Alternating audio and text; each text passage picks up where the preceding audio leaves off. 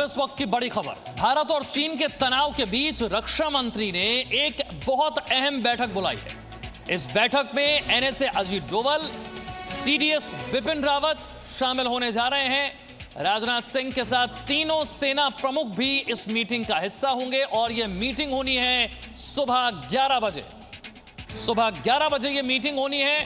भारत और चीन के बीच जो तनाव चल रहा है, इसके बीच रक्षा मंत्री की तरफ से एक बहुत अहम मीटिंग बुलाई गई है। इस मीटिंग का हिस्सा कौन कौन होने जा रहा है, यह हमने आपको बताया। कृष्ण मोहन मिश्रा और ब्रह्म प्रकाश दोनों हमारे साथ हैं। कृष्ण मोहन, मीटिंग सुबह 11 बजे, भारत और चीन के तनाव के बीच ये बहुत अहम मीटिंग होने वाली है। देखिए विशाल, इस समय हालात बहुत ज्यादा तनावपूर्ण है लाइन ऑफ एक्चुअल कंट्रोल पर, यानी भारत और चीन की सीमा पर लगातार ऐसी घटनाएं हो रही हैं जिससे ये लगता है कि जरा सी अगर उकसावी वाली कार्रवाई चीन की तरफ से हो गई तो हालात और ज्यादा खराब हो जाएंगे।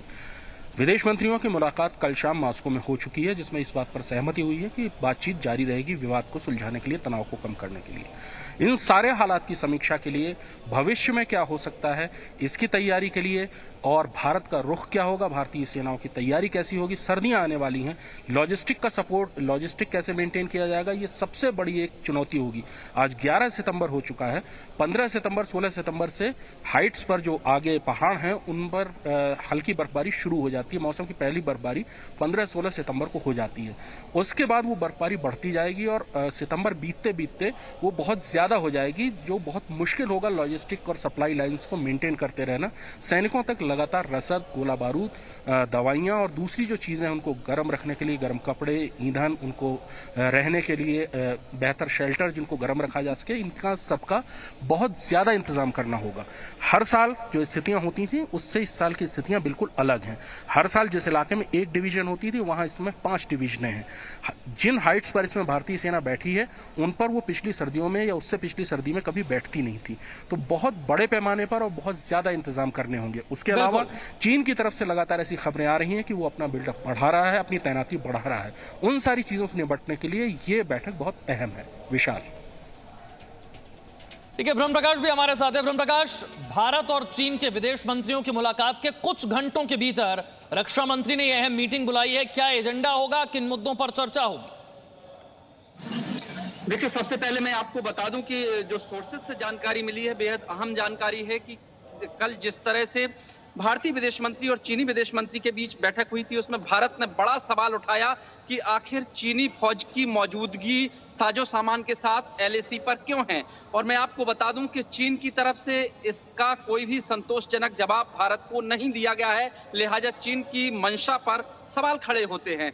और भारत ने सीधे शब्दों में कहा है इसके बाद, जब चीन की तरफ से कोई जवाब नहीं मिला इस पर कि आखिर साजो सामान के साथ मौजूदगी क्यों है, पीएलए की फ्रंटलाइन ट्रूप्स इतने साजो सामान के साथ क्यों मौजूद है एलएसी पर, इसके बाद जब चीन का कोई संतोषजनक जवाब नहीं मिला, तब भारत ने एक सीधे शब्दों में ये मैसेज भी दिया है कि एक तरफा कोशिश, एलएसी पर कोई भी एक तरफा कोशिश बर्दाश्त नहीं की जाएगी और ना ही इस प्रयास को भारत सफल होने देगा। जाहिर तौर पर दोनों देशों के विदेश मंत्री मिले हैं, 5 पॉइंट उसके बाद तय हुए हैं कि जिनके तहत सॉल्यूशन निकाला जाएगा।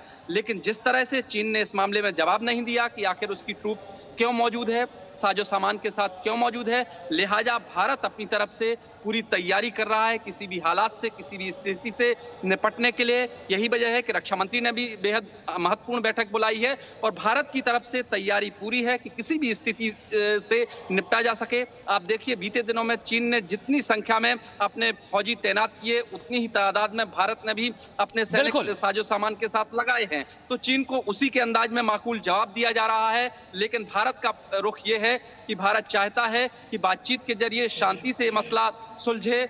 यही वजह है कि भारत शुरुआत से कहता आया है कि बातचीत के जरिए इस विवाद का हल होना चाहिए, लेकिन 4 महीने हो गए हैं एलएसी पर इस तनाव को। लेकिन आपको यह जानकर गर्व की अनुभूति जरूर होगी कि भारत ने पेंगोंग लेक के उत्तरी इलाके में, पेंगोंग के उत्तरी इलाके में हर एक महत्वपूर्ण चोटी पर नियंत्रण पा लिया है। एलएसी पर यह भारत का सामरिक पराक्रम है।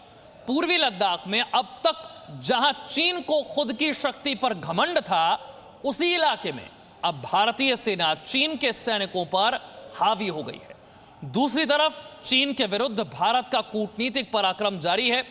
भारत ने एक बार फिर मॉस्को में चीन पर कूटनीतिक प्रहार किया है। मॉस्को में भारत और चीन के विदेश मंत्रियों की बैठक हुई है। यह बैठक एससीओ समिट से अलग है। भारत की कूटनीति के मुताबिक विदेश मंत्री एस जयशंकर ने भी रक्षा मंत्री राजनाथ सिंह की तरह चीन को किसी भी तरह का कोई डिस्काउंट नहीं दिया है।